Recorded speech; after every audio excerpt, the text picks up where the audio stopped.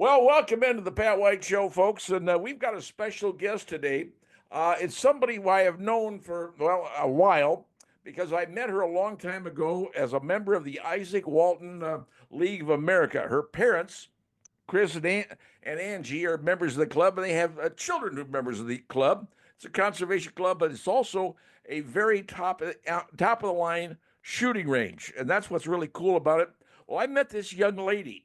And at the time, she was a high school student at Carroll High School, and her name was Breman. And everybody calls her Bre, but her call sign is Beetle. She probably doesn't like that call sign, but that's what it is. And she is a young lady who was at Carroll, did extremely well, but she had a hobby, and actually, her hobby became almost virtually a life source career. And she's with us today, and Bre Butler's her name. And Miss Bre, thank you for joining us. Yeah, of course. No, I'm glad to be here. Well, now here's the thing. I met you a long time ago where you were in Carroll High School. So let me ask the first thing I want to ask you, what on earth prompted you to get into the sport of shooting a rifle as a female? What brought you into that sport? Well, I'm so glad you asked. That's actually one of my favorite stories to talk about. It all started when my brother had a crush on a girl, which I think is how most good stories start. Well, that happens to guys all the time, trust me. Well, my brother had a crush on our neighbor's granddaughter. And so every time she would come over, he would try to talk her up and hang out. And then eventually one time she came over to hang out with him, which was very exciting. And my dad, being the wingman of the year, set up a little mini shooting range in our basement. So he put a 22 trap up at one end. And she looked at him and she goes, "Well, I'm going to beat you because I'm on a rifle team." And my brother said, "A rifle team? You mean I can hang out with a cute girl and shoot guns?" So he joined. My dad became an assistant coach for a while. And then I just liked going because that's where the cool older kids were. So I figured I would join, shoot, see what happened. From there, I went from just that local team, and then I joined a national team, and then got onto the national team from there. So But cool, cool journey. a young girl shooting a rifle is almost unheard of. So what's the impetus? I mean, I realize your brother was shooting, and you're going, "Oh, that's pretty cool," and you can take it up. But what inside you said, I could do this? I mean, it really was, I guess, God, because I was just like, yeah, this is what people are doing, so I guess I want to try it. And it's funny that you say that, a girl shooting is new or different, but actually in this type of shooting, it is much more common for women to be in the sport than men. And what's really cool about this sport is that it's a co-ed sport, so we shoot men and women equal against each other in every competition. And at the junior level, women tend to be better than men because we have better hand-eye coordination, balance, a hip structure. And then when you get up to the senior level, that's when, the typical male strength takes over, and they're generally a little better than women. But for most competitions at the junior level, it's very common that it's a predominantly female sport, which was crazy to me. Well, obviously, you're out there shooting, you're having fun, but how do you advance? Because obviously, you don't know about Fort Wayne. Fort Wayne is an average town, and everybody is doing their thing. We got football, we got basketball, we got baseball, but shooting is kind of a weird sport. Where do you do it in Fort Wayne? Yeah, shooting is a weird thing. It's not as common as any sport, like you just said. So a lot of our competitions took place outside of Fort Wayne. And so once I started getting serious about the sport and being interested in traveling, my incredible family took that and ran with it, literally. Well, maybe drove with it is more literal. Um, but we went all across the country. The most common range that we went to was over in Ohio. There was one in northern Indiana. There was some in Alabama, and through a competition, I believe in Georgia, is where I met a woman who was willing to measure me for a suit, A which is suit. yes, it's a piece of equipment in our sport. We shoot with very fancy, high-tech suits. I don't So know it's, how else to it's, describe it's like them. football players wear football uniforms, and obviously you're wearing a special uniform designed just for shooting, but it's nothing that's bulletproof or anything. I mean, it's just a special uniform. Yeah, so it's a uniform that we wear that allows us stability and assists us in different positions. It is a plastic canvas composite predominantly, and so this material is built like a grid system, and it kind of locks us into place. So what I tell people is, imagine you took a canvas off your wall, you covered it in Mod Podge and E6000, and then you wore that. So it's very stable and it's pretty solid. And then there's also little pieces of the suit in different places that aid different Well, you look like performance. an ancient knight, that sort of thing, right? I mean, you're basically a knight in armor, except it's not really armor. Yeah, and it's been compared to ancient knights and to futuristic stormtroopers. So both of them. Yeah. Uh, how heavy is something like that?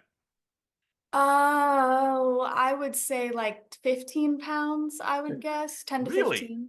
Yeah, it's pretty heavy. Why do you have to wear such a heavy suit just to shoot a gun? I mean, what's the big? You don't see people out there, the guy out there hunting for deer wearing a suit looking like something out of a Monty Python movie. That is a good way to put it. Yeah. Well, what we're doing is all self-supported, and so our guns are anywhere from like 10 to 15 pounds depending on which gun that we're shooting, and it's all self-supported by us. So in standing, we're shooting what's called offhand, so it's just resting on our hand, which is resting on our hip. And then kneeling and prone where we're kneeling and laying down. Those are all just us and the sling that's connected to our arm. So to provide extra stability, we wear these suits and it weighs us down, it stiffens us up, it gives us back support, and all the rest of the support around our Is hips there and any our knees. special physical routine or physical things that you have to train for to maintain that kind of stance for for as long as you're shooting? I don't know how long a match lasts, but is there any special like physical things you have to do? Like players have to lift weights and run and what have you. What do you guys have to do physical wise? A lot of it is just muscle memory. You just got to stand and shoot for a long, long time to build up the endurance. I am hypermobile, and so my joints would kind of like pop out and get really fatigued. So it is something that you just have to stand and shoot. And when your knee is hyperextended in position and it hurts like a son of a gun, you just train that over time, and then your body gets used to it. Actually, fun fact, in kneeling, where we are kneeling over a kneeling roll and shooting, we are telling junior shooters all the time when we coach them, get in position, like when you are at home watching TV, sit on a pillow and just get your foot used to that. Otherwise, it can fall asleep and be really, really painful. But over time, what actually happens is your knee acknowledges, okay, looks like this is a position that we'll be in for quite some time. We should adjust accordingly. And it will get used to it so your leg won't fall asleep. And sometimes it even does that by moving veins and nerves in your leg so that way it knows exactly where to be, so that way it won't let your leg fall asleep. How did your mom and dad handle all of this? Because obviously there you are doing something that your brother had been doing, but suddenly you want to do it. I mean, most moms out there, a daughter shooting a gun, and what's that? You said you were shooting in your house? Well, yeah. So not only did my dad set up a range in the basement for my brother, when I started shooting, it was right around COVID. And it's already hard enough to find a range for this sport, but to find one in COVID was simply not in the cards. So my dad took that very same 22 trap, put it right up on our mantle, and I stood in the kitchen and I shot through the house, like just through the entire You're length of the shooting a house. gun through your house, and your mother is standing there going, "Oh, honey, that's perfectly fine. Just keep shooting away." I mean, how does she not pull her hair out?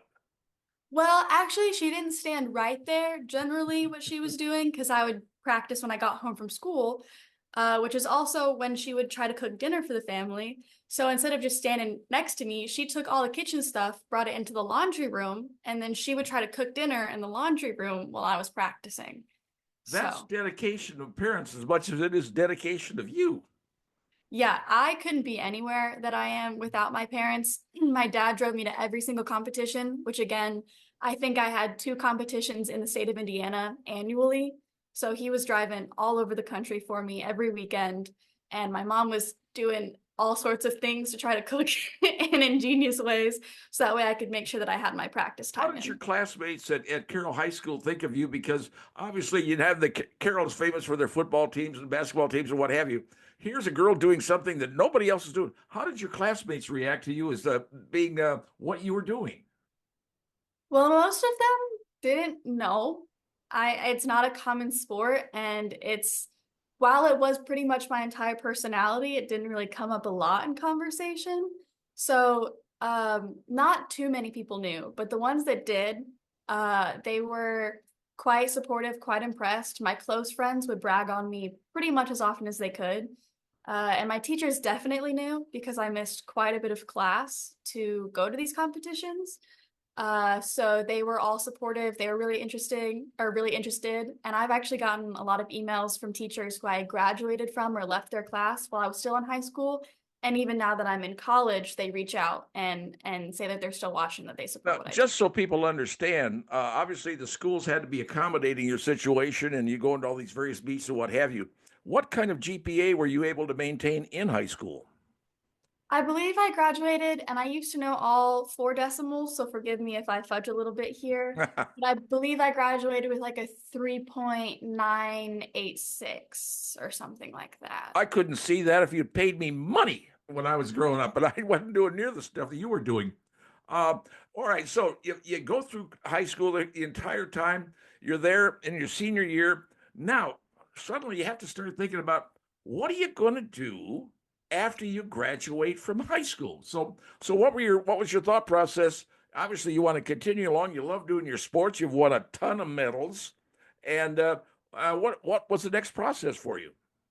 Well, I think this is actually a much longer question than you realize because when I was in second grade, I cried myself to sleep over college, which is about No. as ridiculous as it sounds. Yes. Yeah, it does sound ridiculous. Second grade, I'm wondering is when's the next time I had my diaper changed for crying out loud? You know, it's like one of those things.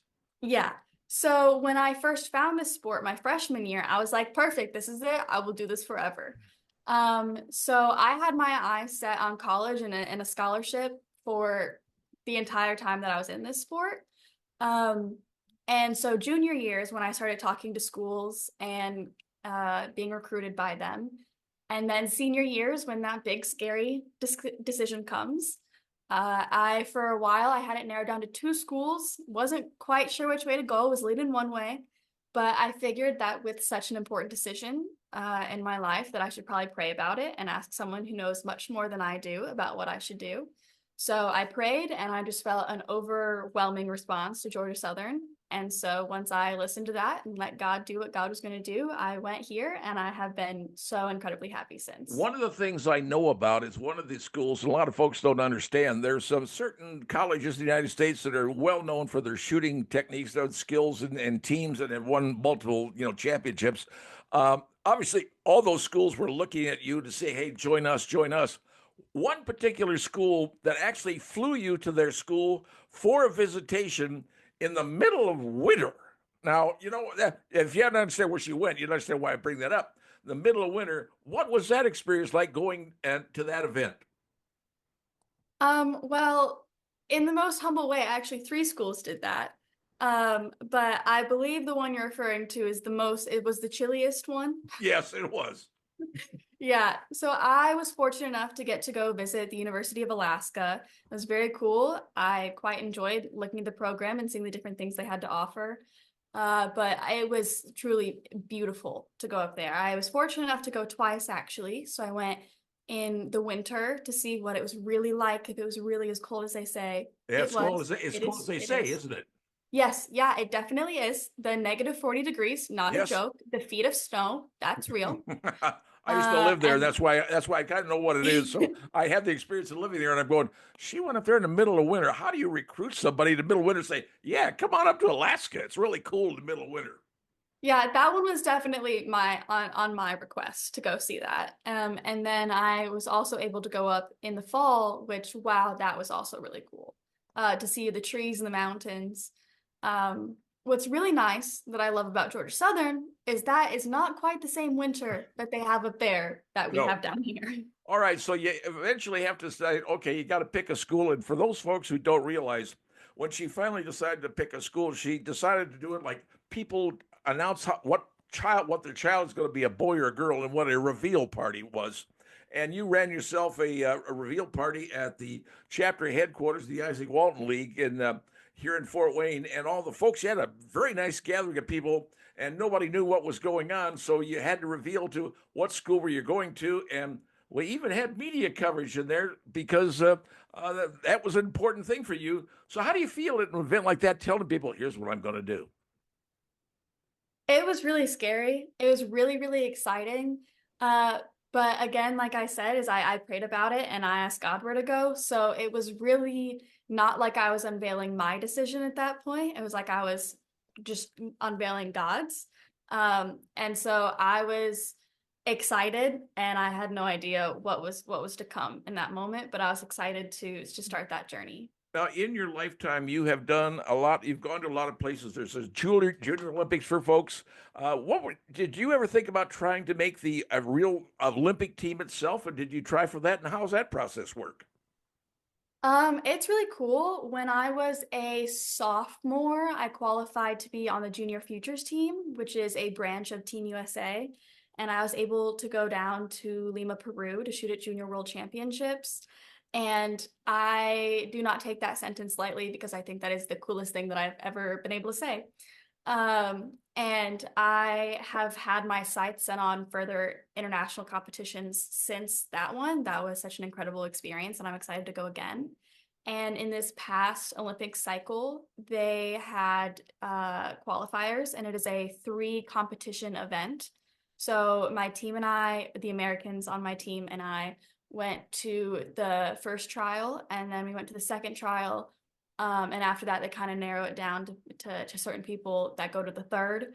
And we missed out on the third trial, but we still went to the first 2, and that was really exciting. As a teenager, one of the things that teenagers do, there's things going on. There's parties and dances and all sorts of events that happens, homecomings, whatever. I mean, you were so busy into the events that you were doing in your own particular sport.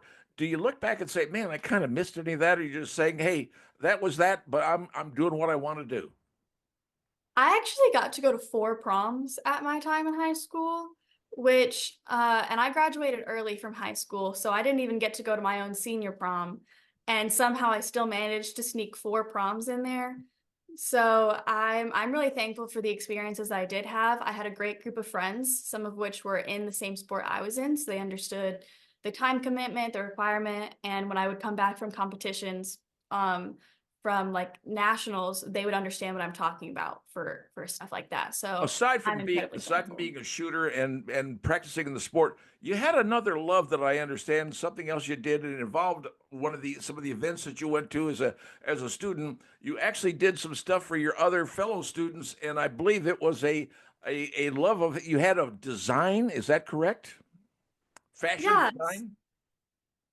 You know, is that the goal that you want to do for your life? I mean, you want to be a fashion designer when all is said is done? What do you want to do? That's not my current goal. Ah, A lot of my hobbies though are equally as creative, and I do love to make things. But in high school, my school was fortunate enough, or at least I was fortunate enough to have a school that had a fashion design program. So I was in that all 4 years, and every semester we did a fashion show. So while I was gone for school for a whole bunch of weeks out of the semester, I was coming back to school to sew these garments and get them done by showtime, which and I thought that looking at that, I thought, well, there's a potential career for you. Now that you're in college, have you changed your focus as to what you want to do when all is said and done and the days of college is over, you graduated? I mean, what do you want to do with your life down the road? that is an excellent question that I am still waiting to hear back from God on. I have a lot of my own plans. But if I learned anything from my choice of schools and choosing, it was to ask God first and just wait for an answer because this is going to be way better than whatever you come up with. So originally, I'm a marketing major. I wanted to go into marketing. As soon as I got to college, I wanted to be a coach. I still do. I love coaching. But I just don't know what level that's going to be, what that looks like, and I'm just listening and waiting for whatever God's going to call me to because that's going to be better than whatever I have in store. There are a lot of young ladies you see in today that you see if you watch anybody who watches television and sees the various sponsored by Colt and S&W and what have you. They are out there shooting as professional shooters and marketing because they're marketing the products for the company they worked for. Do you see that something that you might be able to be talked into when you graduate and suddenly you're out there and they're going, "Hey, we need a spokesperson and someone who could represent our products." Has that ever crossed your mind? Yeah. Actually, a really cool thing that college athletics has now is NIL deals, name, image, likeness. Yep. So, very recently, we are now allowed to be sponsored by different products and different sources to be spokespeople for that. Have you I been haven't approached? done a lot. I'm sorry. Have you been approached? I haven't. I mean, our school does a great job um, looking for people to help us, and so they've done a lot of the hard work getting sponsors for us, and it's more of on a team level Yep. that we have sponsorships. On an individual level, I've not done much work in that. However, I would not be against that if I were to be approached. My teammate, however, did have an NIL deal with Insomnia Cookie for a bit. So it is very, very cool stuff that can happen now. Well, obviously, with the NIL being in there, then the athletes could be paid for a performance. But one of the things you've got to look at is what you can do with your life. And looking back at all the stuff you've done prior to entering college, because getting to college is a big deal. What do you say was the best or the most incredible event that you would look back and say, man, I can look back at that, and that's what I want to tell my grandkids someday. Mom went or grandma went to this. What was the biggest thing in your life that you actually got to experience and say, this was the coolest thing I ever did? On a shooting Yeah. related note, Yeah. okay. Then I feel like I would probably have to say going to Lima, Peru for Junior World Championships. I It is really, really cool to be in another country wearing the US flag on my back, knowing that I have achieved something and that I represent something and that I have ability, like I can compete here. And it was just an incredible experience. I didn't perform the way that I wanted to, but to be there and have the opportunity to perform and see the range, and it was just an incredible experience. When you went to Peru, did your parents accompany you, or was you were solo on this particular mission? I was solo. That was actually my first flight ever. Was a long one. Yeah, so I flew from Indiana to Houston, and then I flew from Houston and met up with everybody in the Houston or Dallas airport, one of them. And then from there, we all traveled as Team USA together to Peru. So you pretty much had sponsors and everything with you. You never felt any concern for your safety or anything like that in a foreign country, because sometimes people from America do not feel terribly comfortable in certain other countries. So how did you feel in the country of Peru? Did they welcome you there as being a regular person like they were? I mean, I felt totally fine. Part of that might have just been my youthful innocence and naivety. Naivety? I don't know how to pronounce that word. Naivete. But I had a great time there. I think we were also very fortunate because this was such a prestigious competition. There are already lots of boundaries set up and protections in place. Additionally, this was right smack dab in the middle slash right after COVID. So we were only allowed in the hotel, and then we had a personal bus ride from the hotel to the range, and then we had to scan our IDs to get into the range. We had COVID tests every morning.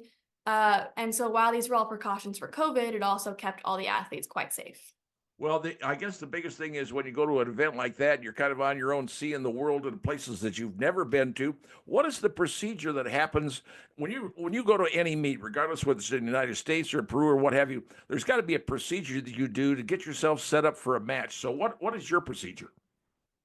So generally, you get your equipment there the day before the competition. Some people do it the day before the day before, and here's why. Generally, on the day before the competition, we have something called PET, it's practice equipment training, or I've heard a lot of different words for the acronym, but it's just a pre-practice for your match.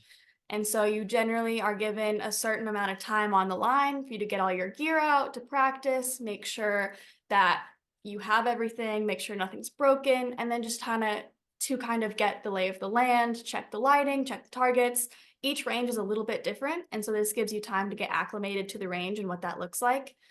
And then from there, you pack your stuff back up, go to your hotel room or wherever you're staying, and you're ready for the next day of competition. How is it dealing with your other teammates? Because in your case, and a lot of folks don't realize it, at Georgia Southern, where she attends, she is with a lot of young women. But your particular case, the young women that you were with, They're from all over the world. How did that happen?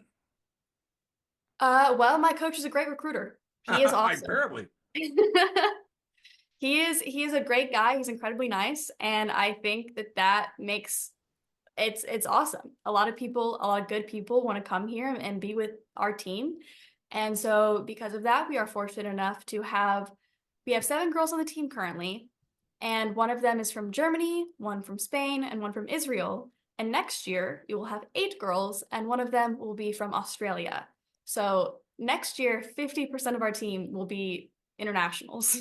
Now, one of the things I noticed and I remember here in Fort Wayne, one day I was at the range doing what Mr. B always had me do, is working my buns off, shooting pictures and stuff. And there was another young lady shooting with you. You guys were on the range just practicing.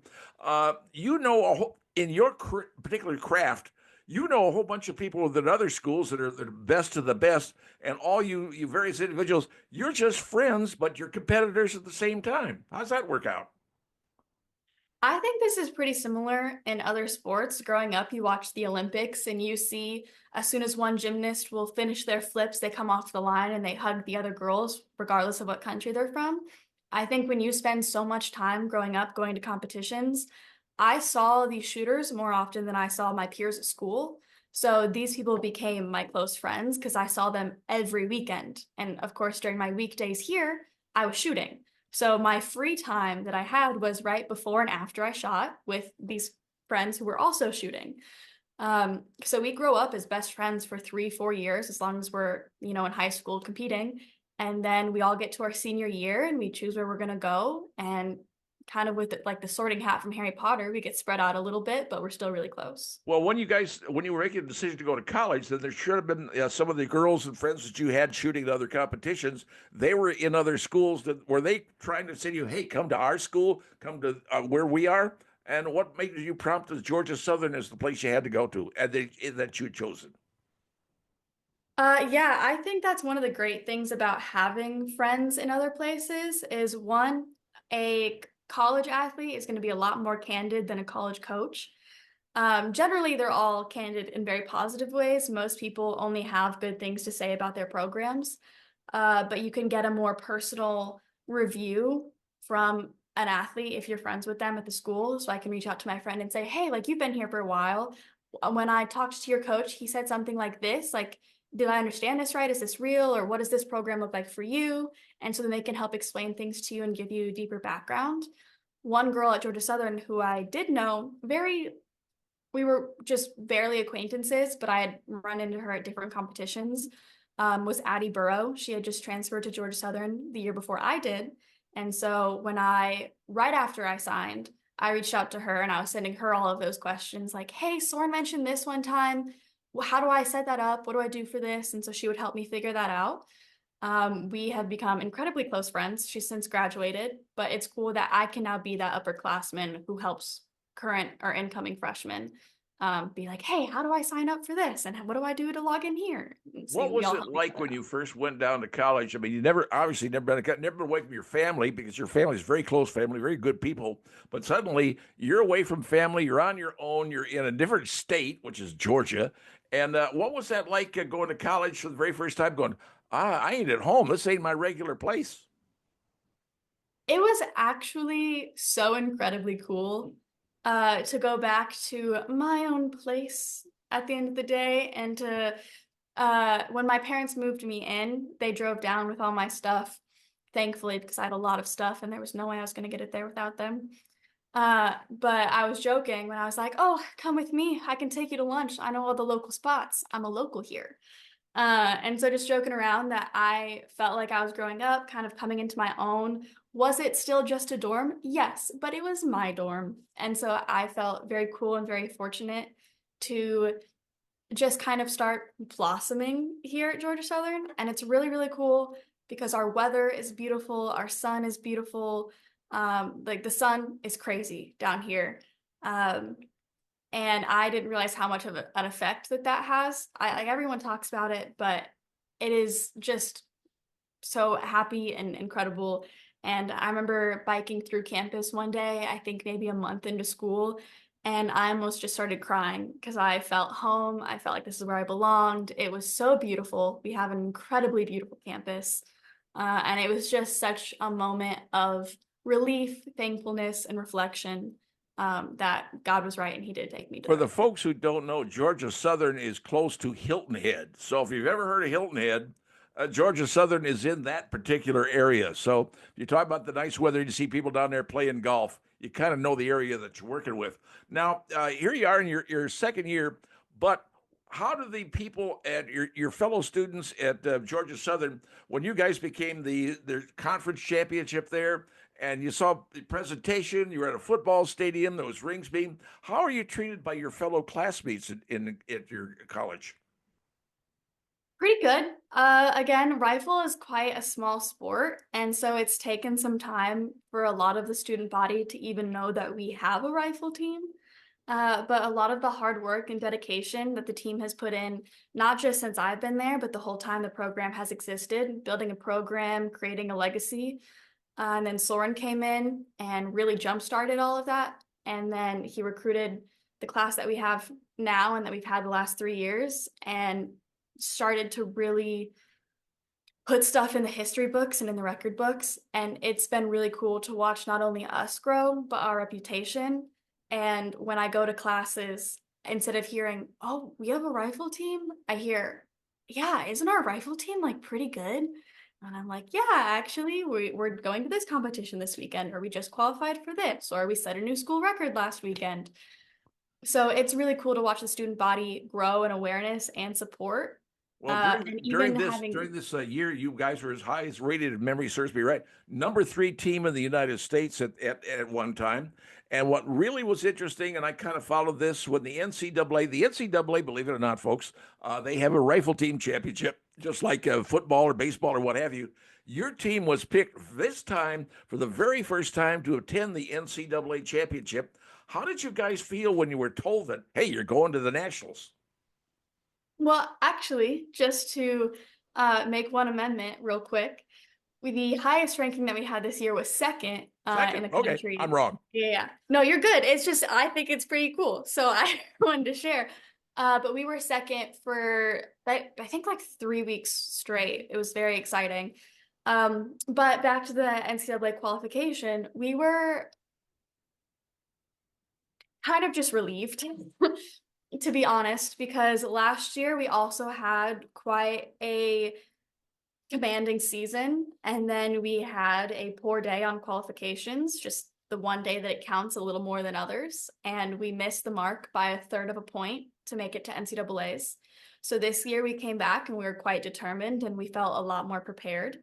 And then after an even better season, we came to this competition and still didn't perform the way that we wanted.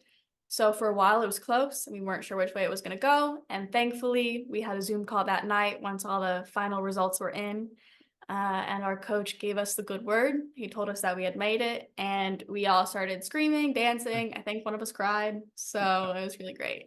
Now, going to an NCAA championship, and it was programmed, and it was like you saw things on TV, and here's the teams that got picked, and it was sort of like watching them pick the top teams for the basketball. Here's the #1 team and #2, and I said, "There's Georgia Southern. You guys got picked." Now, when you go to that, is the atmosphere any different than any of the other events you've been to in your life? Yeah, yeah. It is, I think, aside from Lima, the coolest competition that I've ever been to. It was really, pardon my French, really freaking awesome. It was so cool to go in because a regular competition is held in a NCAA sanctioned range. Like it looks, even though each range is different, they all look the same. Mega link targets, small room, 8 to 10 to 12 lanes. Some ranges have a lot more, but it's just the same. It's a range. But for NCAAs, what happens is NCAAs comes in, CMP comes in with their mobile target, and they set up a range in an arena, like in whatever school's hosting, in their coliseum, in their gymnasium. So it's not just a range where 8 people shoot in a small room. It's a range where 40 people are shooting in a cathedral, In a basically. jumbotron. And yes, as my father just mentioned in the background, there's jumbotrons, there's ticker tape, there's lighting, there's everything going on. There's camera crews, there's media from every team. They've got announcers, spectators. And again, the whole arena behind you while you're shooting is filled with people. It's one of the only times that we have spectators at matches. And not only do we have spectators, we have loud ones because in our sport, it's kind of like golf where you're expected to be pretty quiet. But at this competition, they call athletes to the line and the whole room cheers, like music goes off. It is, it is an amazing thing. And How do the you feel first, how do you feel when you're walking in, your whole team walks in and you're going, this, I'm in a different world all of a sudden. How do you feel and how do you maintain your composure in a situation like that when there you are at the big national thing and you're one person out there and you're going, God, I got to shoot against all these other people. How do you keep your emotions in check? well, I think it's just because it's not about that. And like you said, you walk out with your team because you're there to do something. Like you've got business to take care of. And so you're holding your gun in one hand, you got your equipment in the other, your coach is right behind you, and your teammates right next to you. And you're going to go out there and you're going to do what you know how to do because you've been doing it all season. And so it was really cool to walk out there and hear the applause, the sounds go off. They start announcing names because they announce each person and they've got a camera in their face while they do it. And I leaned over to my assistant coach and I looked at her and I said, this is the coolest thing that I've ever done. You And see, and that's an experience that maybe with the good Lord willing that you'll be able to do again because of this particular meet this year. You had an incident happen on your getting ready for your very first shoot because it's a 2-day shoot. You shoot one Saturday and then a Sunday. You had apparently something happen that normally doesn't happen. But what happened and how do you rectify it? well, apparently this moment has become quite infamous Yeah, I because know. That's why I've I'm gotten asking you asked about questions this about it.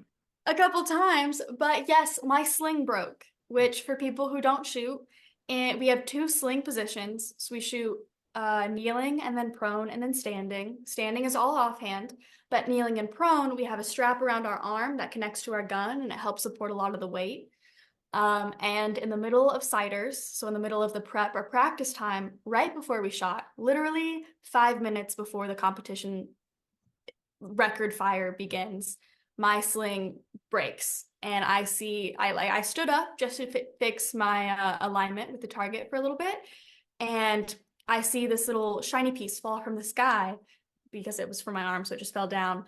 And I watched it kind of bounce and I went, uh-oh. And so I looked down to try to figure out where it came from. And my sling is now hanging in multiple pieces. So I just very calmly reached down, grabbed the nut or the bolt that goes with it, but I don't have the screw for it. And so I walk back and hand this multiple pieces to my coach. And I go, I can't find the screw. I don't know what to do. Here is this. And so we have, at this point, 4 minutes to reassemble a sling that we can't. So he has to run back to our team room, grab my teammate's sling, which is not the same as mine.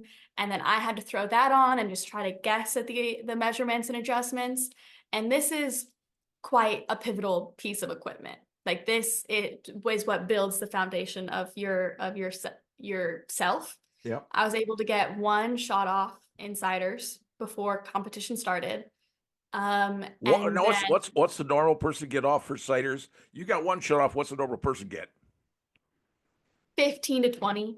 All right, so we established the number here. You're shooting at a percentage, a tiny percentage of what normal is. You're going into a match. How do you maintain your composure? Because all of you people standing at the line doing what you're doing, your goal is to get a 600, which is the best you could get shooting and tens all the time.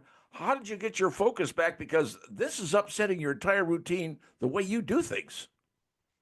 Yeah, it sure did. A lot of it was just mental fortitude to sit there and make a deal with myself of, hey, you do know how to shoot kneeling. It has not been easy this semester, but you have made it work every time. So we're just going to take this one shot at a time. You're going to take it the way that you would normally take it. This sling doesn't change how you should take a shot. You know how to take a good shot. Something like nothing changes that. A good shot is a good shot. So just take a deep breath and do that. And so my first few shots, I executed really well. They were still good shots. They performed well on the target. And then after that, because it was a different sling, I started to get a pulse in my arm, and having some other problems. And then I just kind of lost focus after that. So that's when I got up, came off the line.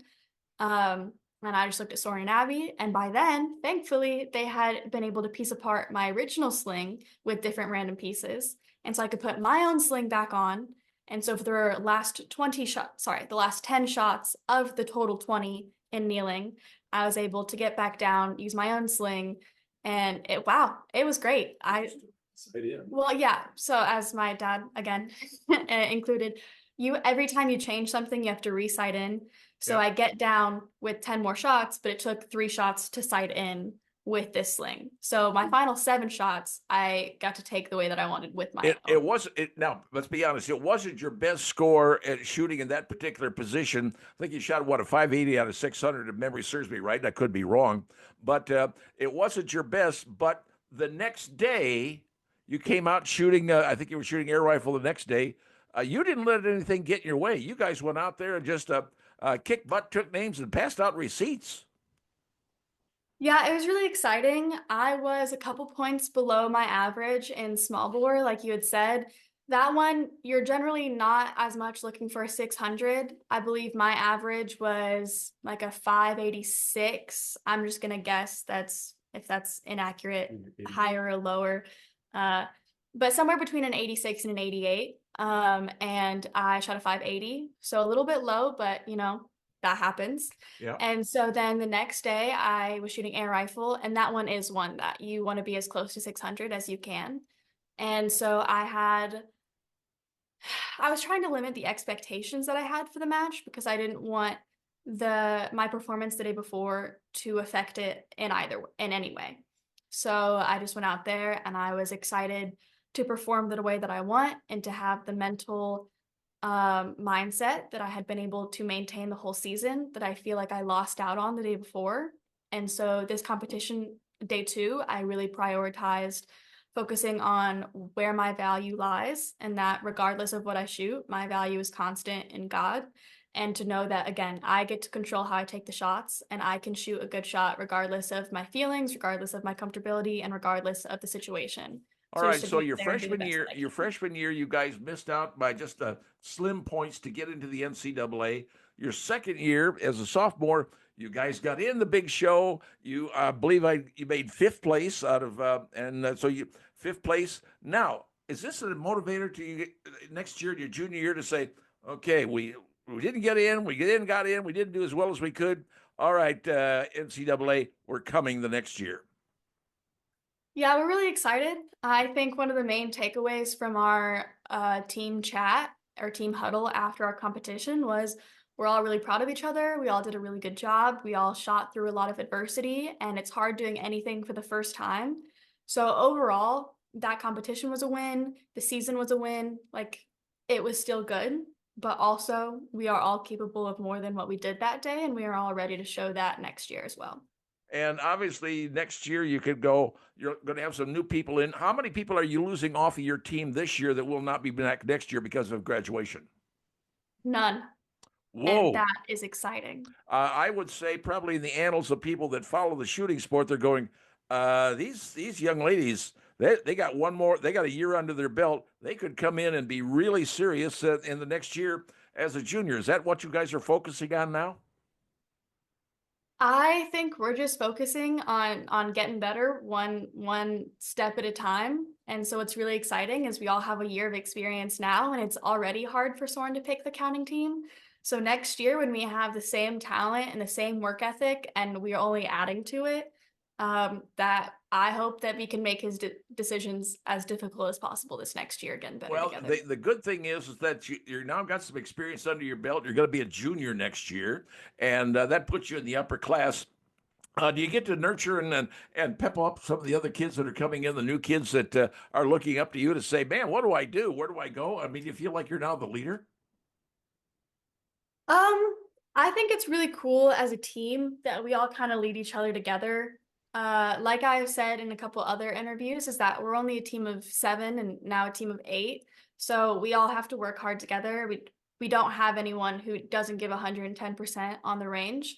because we don't have, enough people for anyone to slack off. We all have to be giving our all. So it's really cool to be on a team where we all work so hard. And I think that I'm fortunate enough to say that it's also a really cool opportunity that I've been given to consider myself a leader on the team and to help facilitate just this atmosphere of hard work that they all already do on their own. Are you looking forward to becoming an upper class person and heading back to school? I mean, obviously you come back to Fort Wayne, it's home, but are you looking to get back down there and say, I got a job to do and I'm going to push to get it done? I'm incredibly excited to get back down there. I am not incredibly excited to do it as a junior. I want to stay here forever. I don't want to only have 2 years left, but I am excited to make the most of what I do have. Well, a lot of people don't understand. You were also one of the things that I think is really cool. You were named by the association as an All-American. The getting that kind of honor put on you, you're going, geez, now they're making me even a higher up than everybody else. How does that feel to be in the skies with the All-American? Because there aren't many people that get that kind of rating like you have. I think it's really cool. I was really thankful. And it was a really good season for me, not outcome wise, but performance and mindset wise. I had a lot of goals this season on how I wanted to shoot. And I'm really proud that I did shoot almost every match like that in the way that I want with the mindset that I want. And so that was the main victory and the main takeaway from this season. And to happen to get some accolades and to be in a certain class as a result of those goals was really cool. Do the other students in your university who know who you are, what you do they treat you any differently? Going, oh my God, she's an All-American. We got to be careful around her. Definitely not. I don't think any award in rifle is going to do anything to get a special treatment. Well, you kind of wonder because an All-American is a pretty cool thing, and you said that when you're finished with college, your final thought is okay. You're into marketing. Is that right now? What you're standing to see what you're going to go with the marketing career? What the good Lord decides that you're going to do? To go into a marketing career? Yep. Yeah, I don't think that that's probably in the cards for me, but I definitely would love. I think it's a useful degree to use anywhere, and I think that I can market a team, I can market myself, I can market, wherever I end up going, but where that is going to be yet is I'm still figuring that out. Well, you will have a very, very strong resume by the time you complete your college career, and let's hope that you're a multi-year All-American. And I appreciate you taking time out of your day, and I appreciate the fact that your mom and dad let me have a chance to chat with you. And I'm hoping that we'll hear more about you in the future coming up in the various meets, and people in this city will understand that we've got some excellent athletes who don't necessarily don't play football or basketball or baseball, but there's other sports around there, and they are the best of the best, and I think you qualify as one of those. Thank you so much. I appreciate it. It was great getting to talk to you as well. Well, you have yourself a great day. I know you're on break. Head back down there, do the best you can, and remember that when people say, where are you from? You got to say, I'm from Fort Wayne, Indiana, so people know that you are a true everyday Hoosier. I will. Thank you. Thanks again, Ms. Bre. I appreciate it. Good talking to you.